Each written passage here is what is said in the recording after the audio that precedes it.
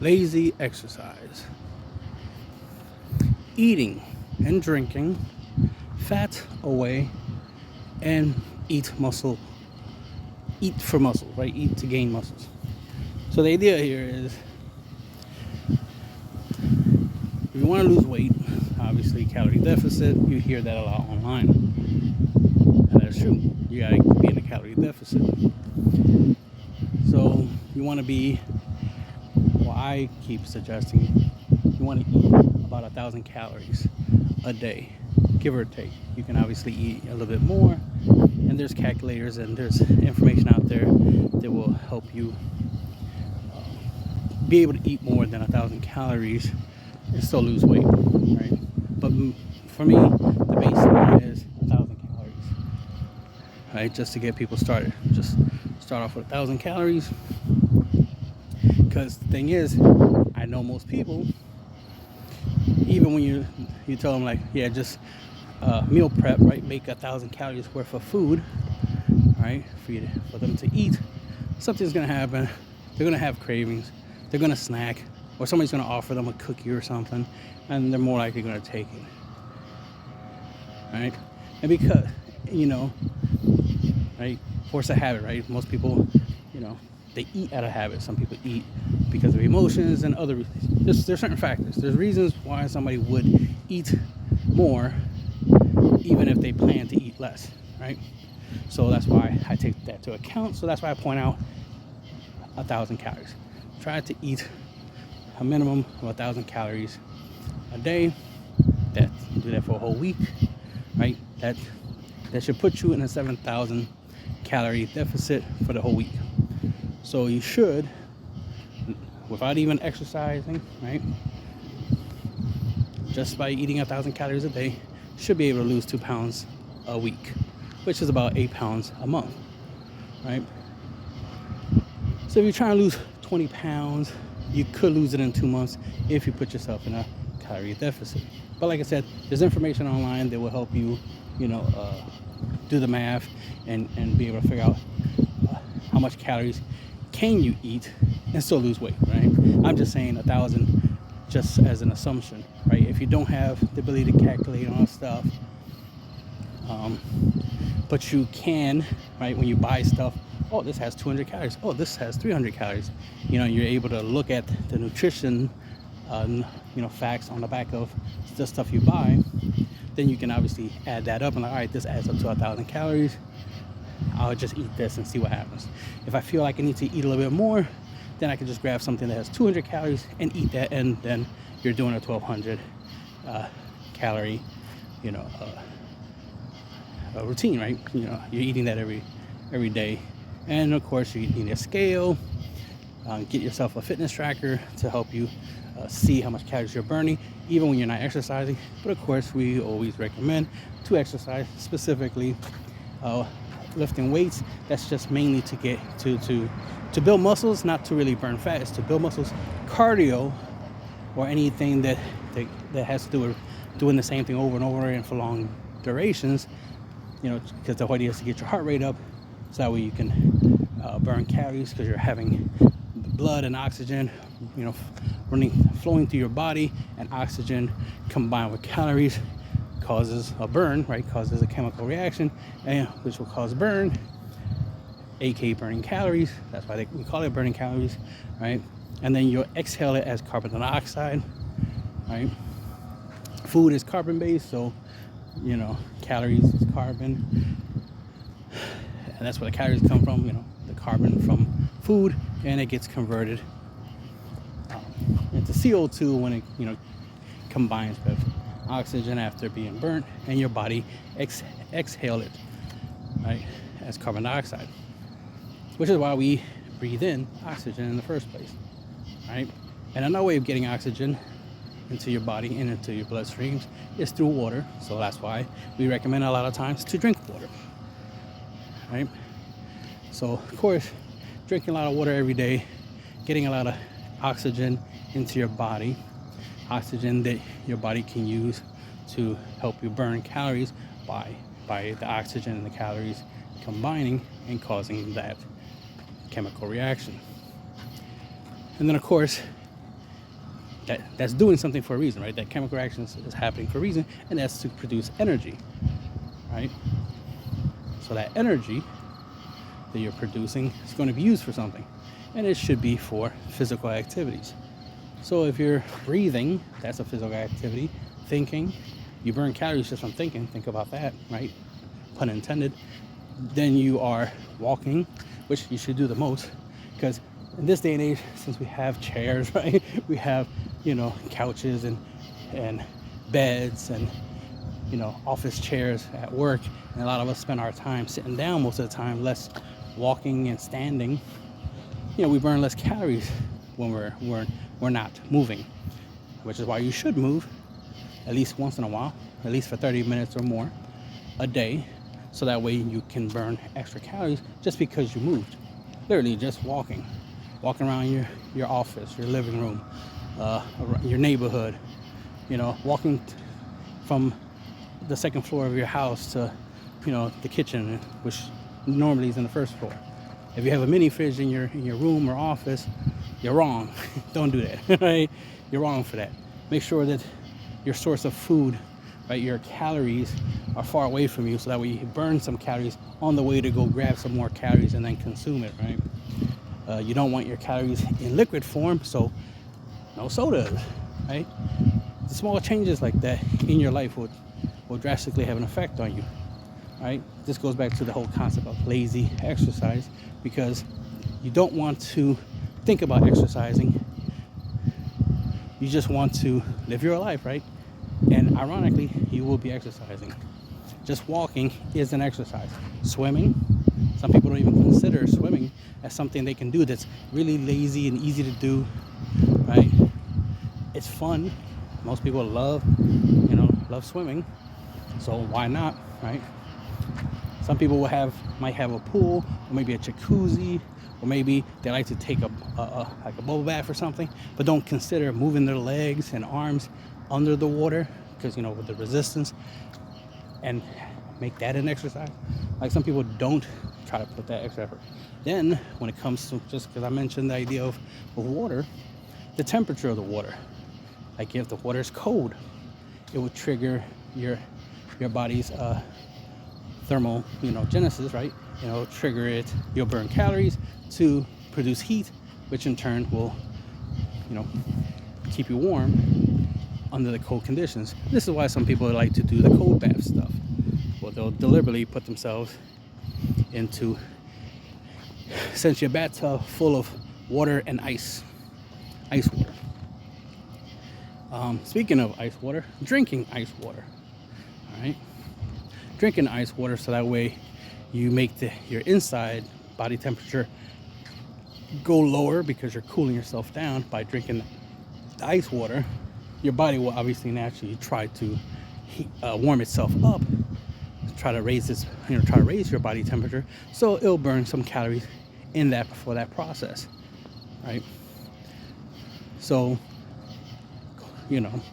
cold water, internally, externally, cold temperatures in general, internally, externally, is going to trigger, some thermogenesis. Speaking of thermogenesis, there's things you can eat, right, that will trigger thermogenesis, like cinnamon, right? Put cinnamon in your oatmeal, put cinnamon on anything. I've been lately putting cinnamon in my milk, put a little sugar in the milk so it can taste sweet. And that's if I'm not doing chocolate milk, but I'd rather do chocolate milk. So chocolate milk, throw a little cinnamon in there, make a little cinnamon chocolate milk, bang. Cinnamon in my applesauce. It reminds me, I gotta buy more applesauce since I ran out.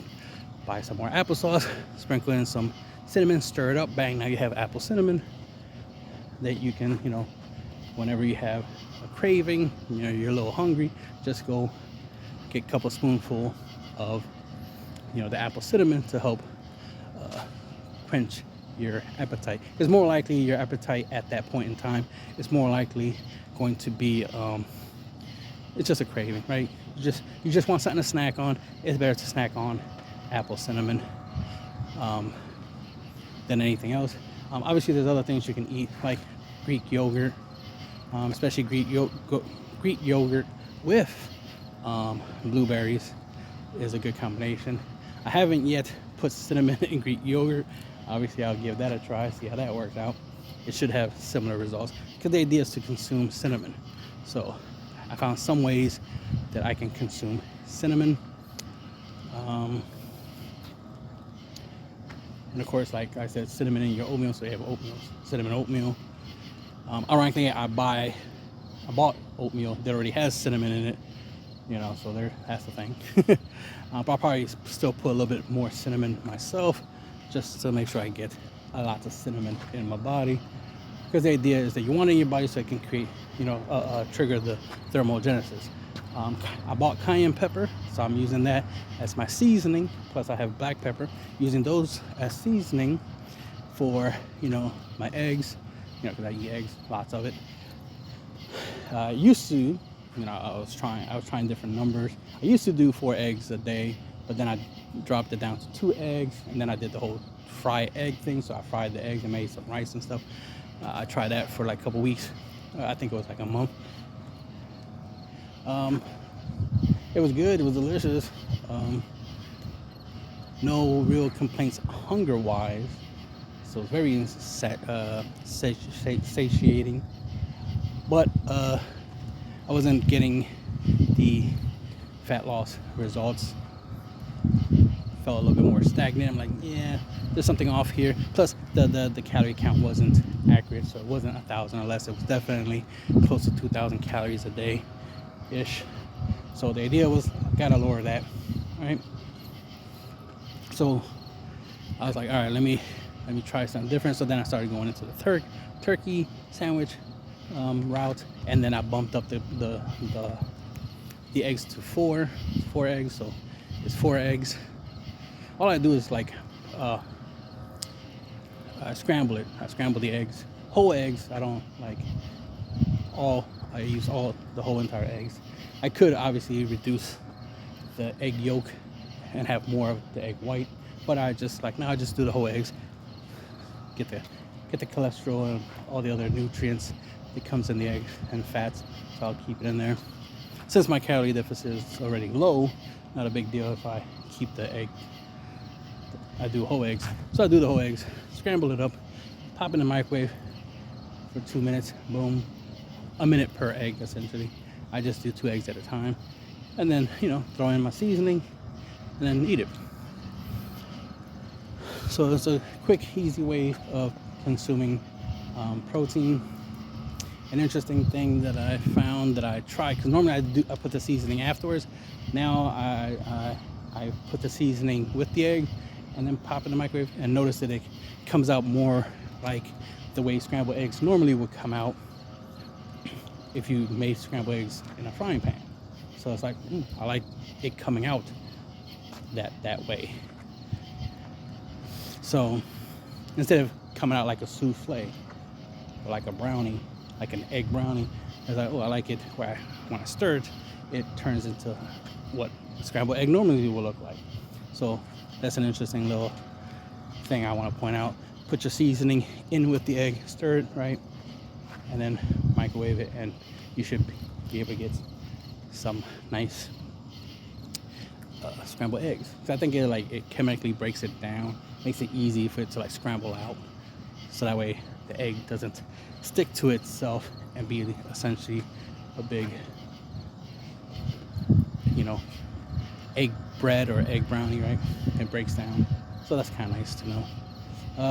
And then the cayenne pepper, you know, it's like I said, it's the new thing. I just got my little supply of it. I'm giving that a try. So again, it's triggered thermogenesis. So the idea is to have stuff that you can use or you can add to your food. One, to give it more flavor, especially if it has, what you're eating has no flavor, and then, you know, helps you burn more calories, because the goal, of course, when it comes to weight loss is burning calories, right? More calories out than in. So if you eat anything that has a lot of calories, you know, putting cinnamon on, like, let's say you do grab a donut, all right, sprinkling a little bit of cinnamon on it to help, you know, obviously trigger the thermogenesis stuff and help burn as much of the calories off of that donut as possible. is a good idea. Not saying this is something you should do. It's like, oh yeah, I could just eat donuts and just throw cinnamon on it and I'm good. I'm just saying that you could. If you end up in a situation where it's like, yeah, I really want this donut, all right, then put some cinnamon on it. All right, boom. Get some. If you're gonna eat some cookies with milk, put some cinnamon in the milk, stir it, right? Especially if you're drinking chocolate milk, again, cinnamon, stir it, and then have your milk and cookies. If you're gonna go that route, if you're gonna snack, that way at least you're trying to trigger thermogenesis, so at least you're trying to burn some calories in the process, right? Again, it's better to stay on a strict diet, but most people like myself, we're not perfect. We don't stay on a strict diet too much. We have those intrusive thoughts that make us go like, yeah, not that big a deal if I eat a cookie or a donut or cake or this bag of chips or this chocolate bar. I mean, it has peanuts, that's good for me. We have those types of thoughts. So for any moments where you might add something to your diet that was not written down on your diet plan, like I said, doing stuff like cayenne pepper, black pepper, cinnamon, adding stuff like that to what you're consuming, like your drinks and your food, will help you try to burn off some of that calories you just consume unnecessarily, right? Sometimes you need extra calories, so that's where the deficit being 1,000, right? That's just a benchmark. Just try 1,000 calories a day, and if you don't feel too energetic, then that means you need more calories. So add some more calories. And like I said, the main idea of this 1,000 calorie benchmark is because of the fact that more likely you're not going to do 1,000 calories a day. You might do 14 calories a day. One day, next day you might do 12 calories, next day maybe 1,100 calories. The next day after that I might do 900 calories. It depends, right? Obviously you want to have a basic 1,000 calorie meal, and if you eat more than that, then so be it. But sometimes some people probably eat half because they don't feel like eating. Maybe you got sick, so you don't feel like eating your 1,000 calories. So you might eat some of it, so you might only consume 300 calories, and then go to sleep or something like that. It's like, that happens. I take a lot of possibilities to account into factor. So if you're sick, definitely should consume more calories, right? More proteins, more carbs, more of anything, and more nutrients. When you're sick, you should always eat more nutrients because your body's going to use most nutrients to heal you, to repair you while you're sick. And of course, you want to be able to maintain your bodily functions while your body's trying to repair. So eating more when you're sick is actually better for you. Some people might not like the idea of eating more because of the fact that of vomiting and whatnot. Fair enough. Then more reasons why you need to consume. If you're in a vomiting situation, you don't want to put food in your body, because when you're vomiting food, it's more painful than if you're vomiting liquid. Then you go the liquid route and you consume as much calories through liquid means.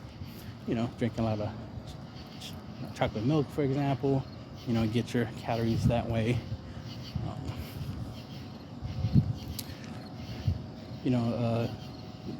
Drinking soup, eating soup, apple soup, like apple soup, tomato soup, stuff like that. Like, consuming liquid nutrients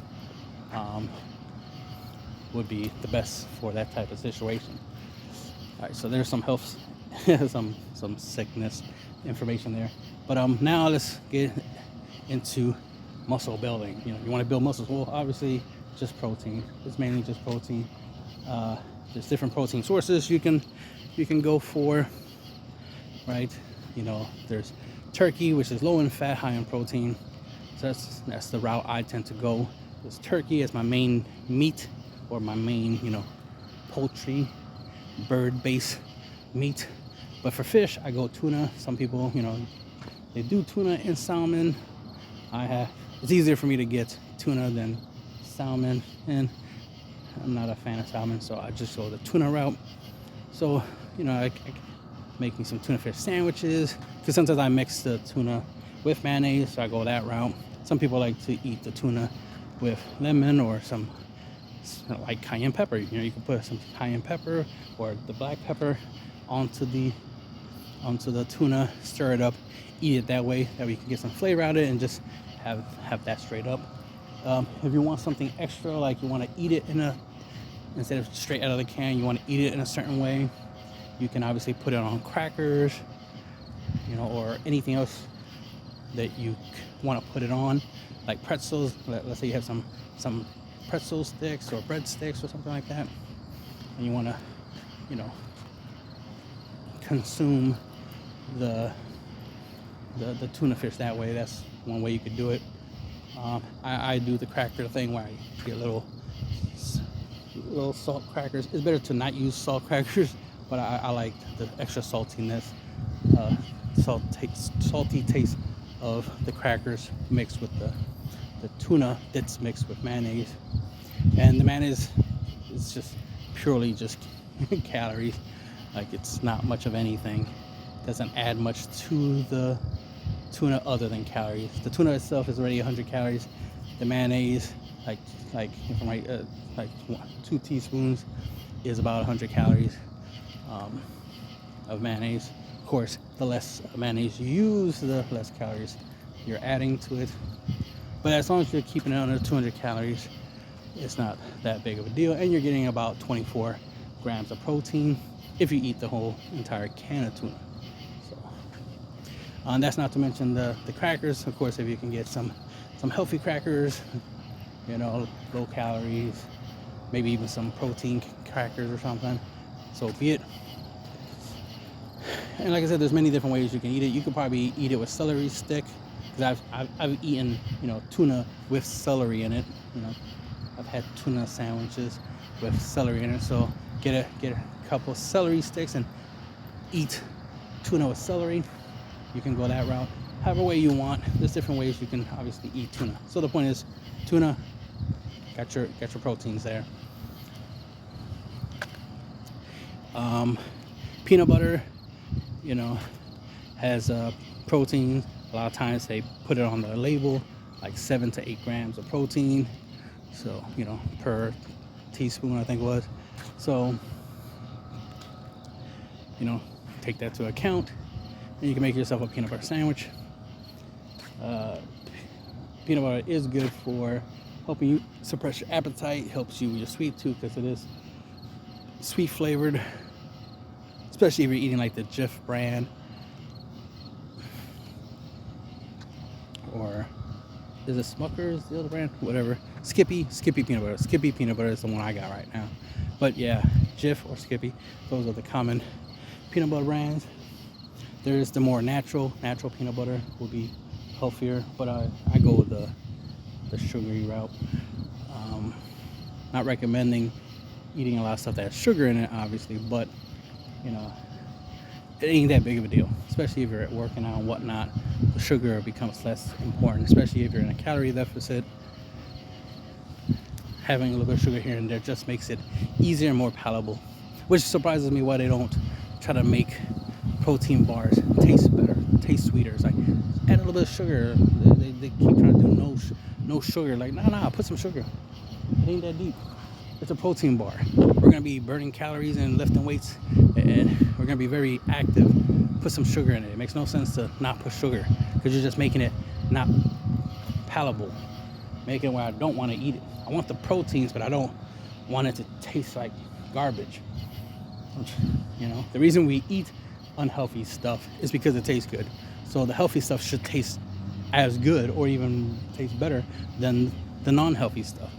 This is why fruits and vegetables are nice, because they have a natural sweet taste to it. They have some sugar. So clearly, it's okay for us to have sugar in our diet. So keep that in mind. This is why I like the whole chocolate milk thing. It's like, oh yeah, you know, chocolate milk makes the chocolate more palatable. Or throw a little bit of sugar into the milk, makes it a little bit more palatable. Also, there's some science where the sugar in your milk increases or enhances the protein contents of the milk. So that's something to keep in mind. So a little sugar in your milk can give you more proteins apparently. And of course, working out, right, to help you trigger your body's mechanisms to repair the muscles and use the proteins that you're consuming to heal. You want to do 1 grams of protein per body weight. So if you weigh 300 pounds, then 300 grams a day is the recommendation, or at least the general recommendation. Me personally, I like the idea of half of that, so half a gram of protein per pound. So if you weigh 300 pounds, 150 grams of protein, which can be essentially like 3 protein bars or 3 meals that have 50 grams of protein. So for example, 1 can of tuna as an example, right, for breakfast. Like 1 can of tuna will give you close to 25 grams of protein. And then you might eat 3 beef jerkies, like Slim Jims, Slim Jims, or those beef jerky sticks, those beef sticks. And like 3 of them can add up to about 20 or more. Maybe let's say you go 4, you eat 4 of them, because they're like about 8 grams each. So that's 16, it's 32 grams roughly. So about 32 grams if you eat 4 beef sticks. And the can of tuna, you get over 50 grams of protein, just that alone, right? And that's just 1 meal. And then you do another meal later and another meal later, right?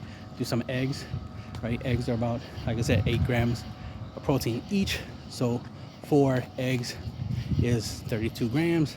So 4 eggs, and then a can of tuna, right? That gets you another 50 grams easily. And these are just some small items, right? Small things you can easily get for cheap that can help you get, this amount of proteins. So if you're not that active, half a gram per pound is more than enough for, basic maintenance function, especially if you're working, walking, just doing normal shit you do in your life outside of like intense training. If you're weightlifting, then of course, 1 gram up to 1.5 or 1.6, as they say, 1.6 gram instead of 1.5, 1.6 grams per pound. So you could be, if you're 300 pounds, you could be eating close to 350 grams of protein. So if you're lifting, so like I said, there's information out there that you can obviously find. You can find it on YouTube, TikTok. What else? What else can you eat protein wise?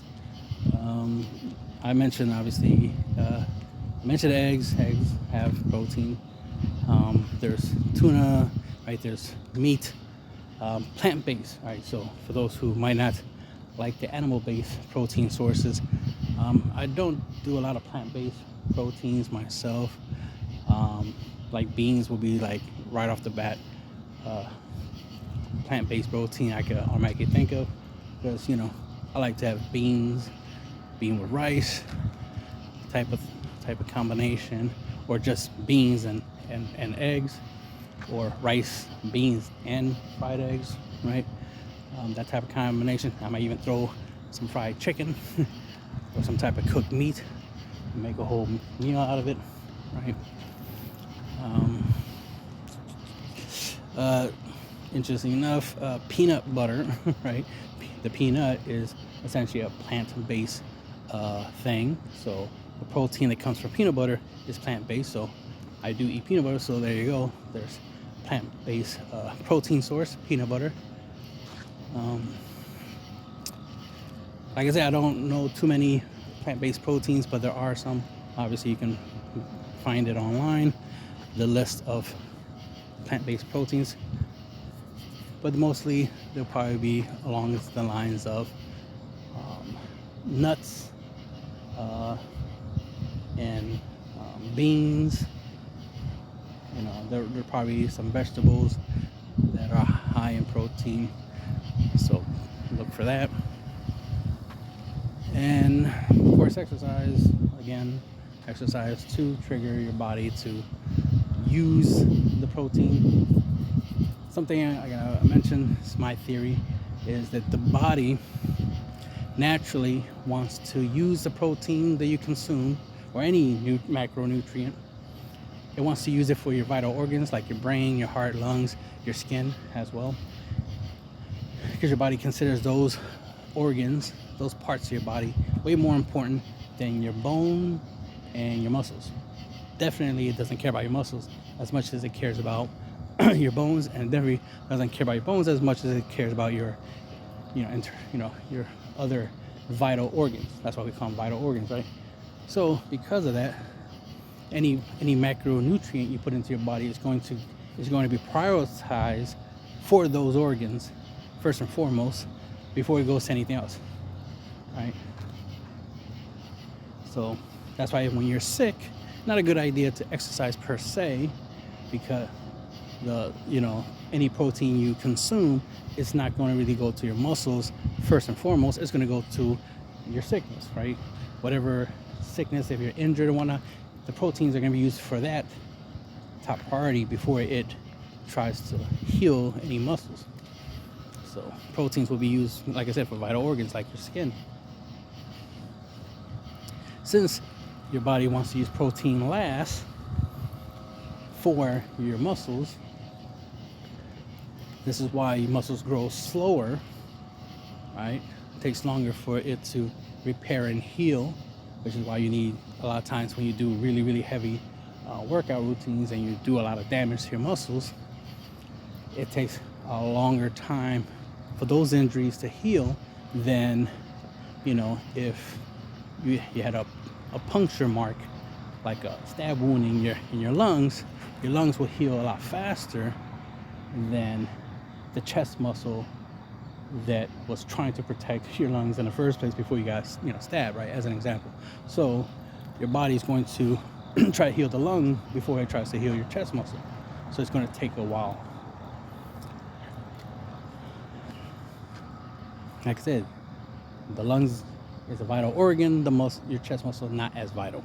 So your body's going to treat it as such. Just something to keep in mind. It's just an observation of my own personal experiences in life, that I do notice that I heal faster when it comes to a lot of other things, like my skin heals a lot faster than my sore muscles, even though my skin would more likely take more damage.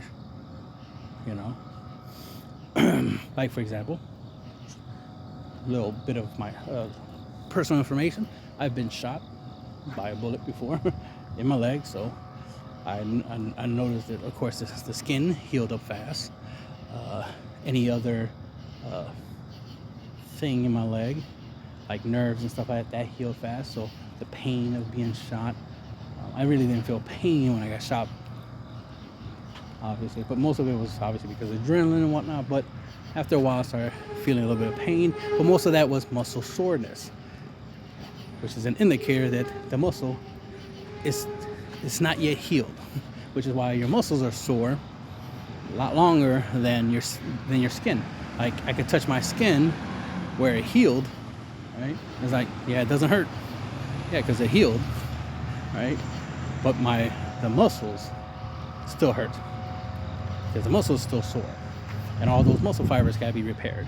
It's gonna take time. Like I said, your body heals your vital organs, like your skin and other parts, first than your muscles. That's just my personal observation, and it seems to make sense, considering that even if you spend like a week, because I was in a hospital one time not too long ago, like a couple months ago, and I was in bed for like a week, and yeah, atrophy kicked in, right? So me not moving as much, of course I try to move and do some bed exercise and stuff, try to make sure I have some movement, so I wasn't completely drained of strength, but I was definitely drastically weakened by being bedridden for that long period of time. So imagine if I was there for like a month or so, right, bedridden.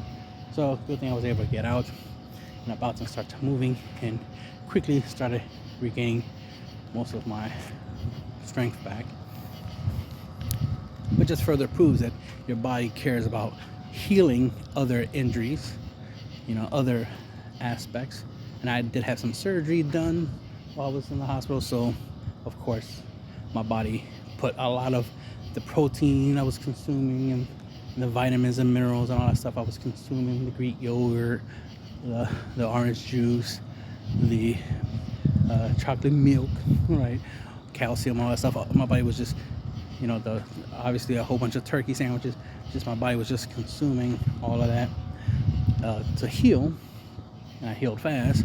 So that was a thing. So that's why it only took up to a week for me to have to leave. I could have left sooner, but whatever. Hospitals, they tend to hold you longer than necessary, but whatever. Point is, my body was prioritizing the repair of certain aspects of my body versus the muscle. So I definitely noticed that after I got out of the hospital, went home, got on the scale, obviously wanted to see if there was any drastic change, and there was. Like, woo! I lost a lot of weight, even though I was eating a lot more than I normally do. I was eating 3 times a day during that week. Normally I eat once or twice a day. So my calorie deficit normally is low before going to the hospital, and it definitely was high.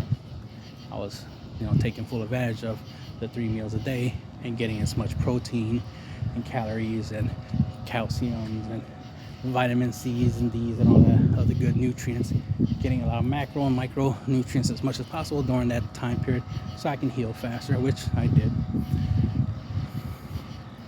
But like I said, my muscles definitely was weakening, and getting on the scale and seeing that I lost a lot of weight, it's like definitely need to use my muscles more, right? Try to regain my leg strength. Of course, consume more proteins, eat more, until I started, getting a little heavier on the scale, as well as, regaining a lot of my strength back. Then, of course, started doing the strength training stuff again, right? Lifting weights and stuff. Because I got off for I think 2 weeks afterwards. I didn't lift. Then on the 3rd week, I'm like, I need to start lifting again. I don't want to not lift, even though my doctor says not to lift for like a month or 2. It's like, nah, I think I can do at least some light training. So I started doing some lightweight training, drastically drop down the weights that I normally lift until I feel comfortable enough to, lift heavy again, which I currently am lifting heavy. I'm doing 5 reps, 2 sets at most. If I feel lazy, I'll do 1 set, but typically I have enough energy and motivation for 2 sets, but never really need any more than that. 2 days a week, 2 sets per exercise, per body part, right? So 2-day splits, what I normally do. And that's what I would recommend for most people, 2-day split, maximum of 2 sets, but heavy weights, of course. If you're, trying to increase your strength as well as put on muscle. If you're trying to do weight loss, you can still do the 2-day split, do 2 sets, but your reps won't be 5, it will be up to 20.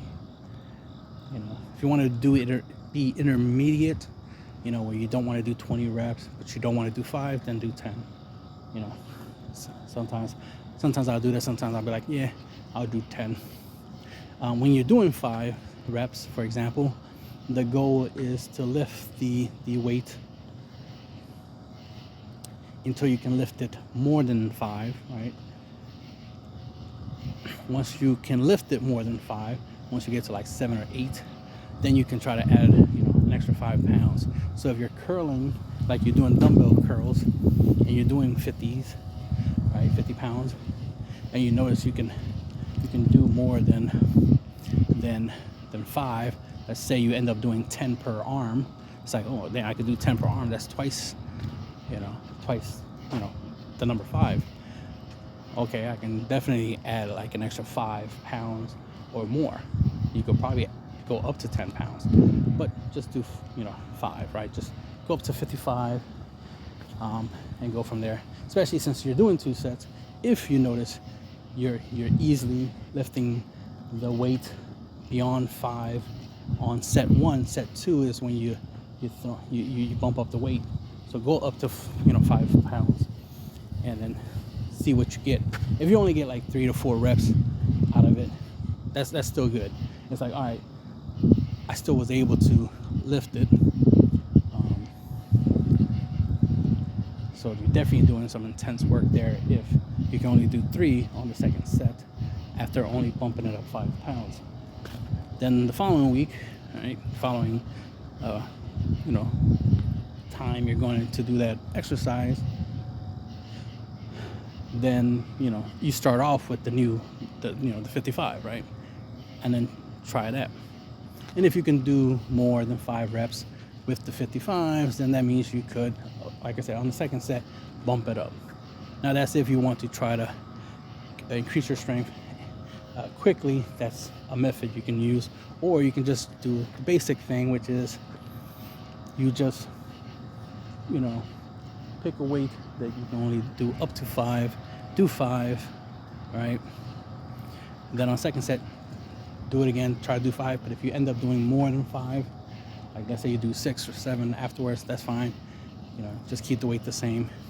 The next week, right, the next rotation, right, next session you can try to add 5 pounds and on the first set and see if you can lift it 5 or more, right? If you can lift it 5, great. Then just use the same weight for the second set, right? If you can lift it more, great. The main thing is the reps is what you want to increase the most, which usually will let you increase the weight gradually. But the main goal is you want to be able to eventually lift more than 5. 5 is just baseline. You want to at least lift the weight up 5 times, right? And then try to push beyond that, through repetition, right? Through exercise, right? And every week you should be able to gradually increase your strength. So there's a lot I can say, but I'll leave it at that for now.